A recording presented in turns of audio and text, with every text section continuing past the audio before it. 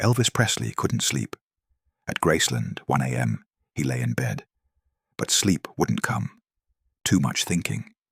Concerts, pressure, stress, fame. Sometimes he missed it. Being normal, having an ordinary night.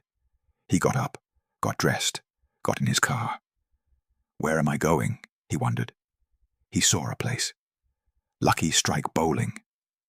Open 24 hours. Perfect, he said. He parked. When he walked in, there was only one person, a young kid, 19 to 20 years old, wiping down a lane. Elvis smiled. This is what I'm looking for. Quiet, simple, normal. That night, Elvis didn't come just to bowl. He came to be human. September 1975, Memphis, Tennessee. Elvis had been having trouble sleeping for weeks. The schedule was exhausting. Las Vegas shows, recording sessions, meeting after meeting. At night, when everything was quiet, his mind wouldn't stop. That night was worse. He'd gone to bed at 11 p.m. By midnight, still awake. By 1 a.m., frustrated. He got up, looked out the window. Graceland was quiet. Everyone was asleep. I need to get out, he thought. He put on jeans, a simple shirt, his leather jacket. Hat pulled low, dark sunglasses even at night. He took his keys, walked to his car, started driving. No destination, just driving. Through Memphis, past closed shops, past empty streets, past the occasional bar still open. Then he saw it. Lucky Strike Bowling, open 24 hours. Elvis had loved bowling as a kid, before the fame, before everything changed. Why not? He thought. He pulled into the parking lot. Only 3 cars there. One must be staff. He walked to the door, opened it. The sound of bowling pins in the distance, the smell of lane polish, fluorescent lights. And one kid, maybe 19, wiping down lane 7. Danny Morrison looked up when the door opened. A customer. At 1:30 a.m. Unusual, but it happened sometimes. Hi, Danny said. We're open. The man approached. Hat, sunglasses, kept his head down. Can I bowl? He asked. Sure. How many people? Just me. Danny nodded. Lane 5 is ready. Shoes? Size 11? Danny got the shoes. The man went to lane 5. Danny went back to cleaning. Danny hated this job. Night shift at a bowling alley, 1 a.m. to 6 a.m., 5 nights a week, alone. He was 19, saving for college. But it was lonely, boring, depressing. Most nights nobody came. He'd clean, check equipment, watch the clock. Tonight, at least there was one person. Danny finished cleaning lane 7, walked past lane 5. The man was sitting, not bowling, just sitting. You okay? Danny asked. The man looked up. Yeah, just... Do you ever bowl? I work here. I bowl sometimes. Want to play a game? With me? Danny hesitated. I'm working.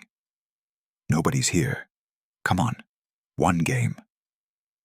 Danny looked around. The man was right. Empty. Okay, Danny said. One game. Danny sat down, put on his own shoes. I'm Danny. Nice to meet you, Danny. Call me John. John. Okay.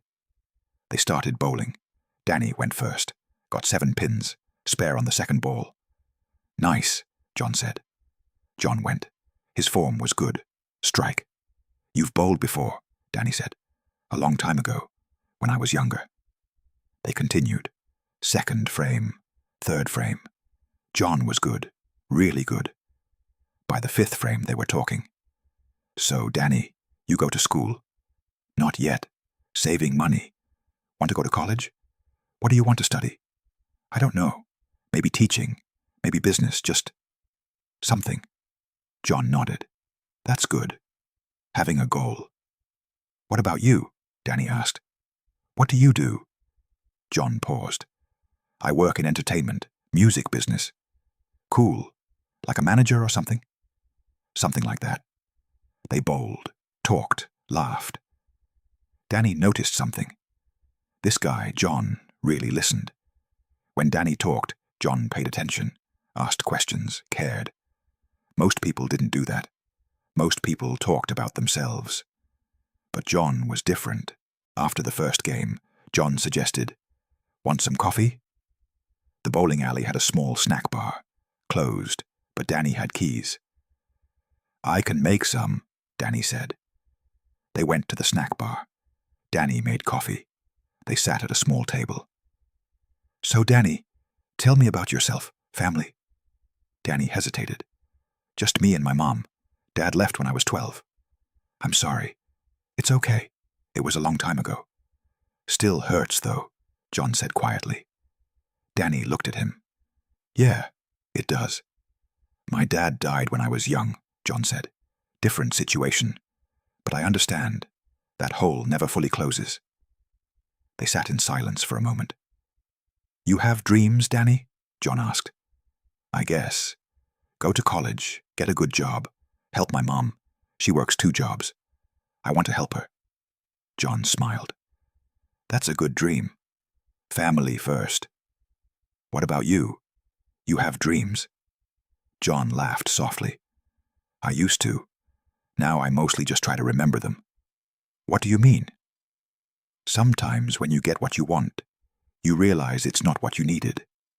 And you miss the simple things, like this. Bowling at 2 a.m. with a stranger. Just talking. No pressure, no expectations."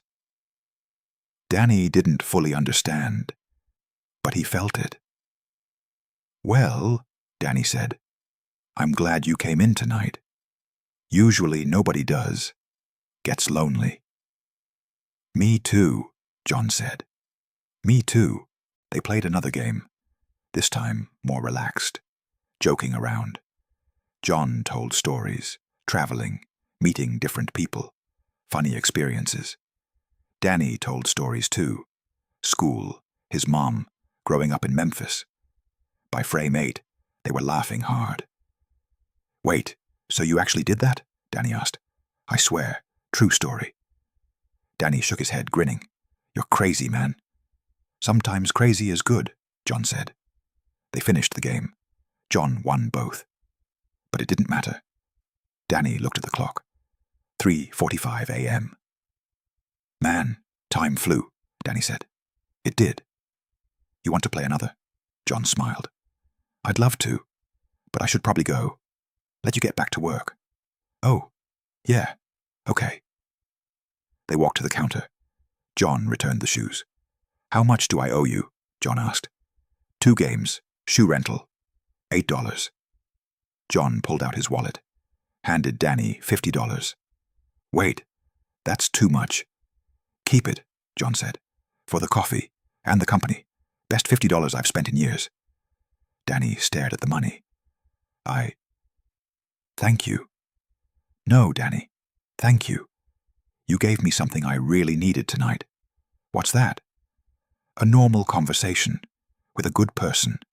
No pretense, just real." John walked toward the door, stopped, turned back. "Danny, can I give you some advice?" "Sure. Go to college, chase your dreams. But don't forget this." He gestured around the bowling alley. "The simple moments, the random conversations, the 2 a.m. connections, those are what life's really about." Danny nodded. "I'll remember." "And help your mom. She's lucky to have you." "Thanks, John." John smiled, put on his sunglasses. "Take care, Danny Morrison." He walked out, got in his car, drove away. Danny stood there holding the $50. Weird guy, Danny thought, but cool. He went back to work, but he couldn't stop smiling. That was the best shift he'd ever had.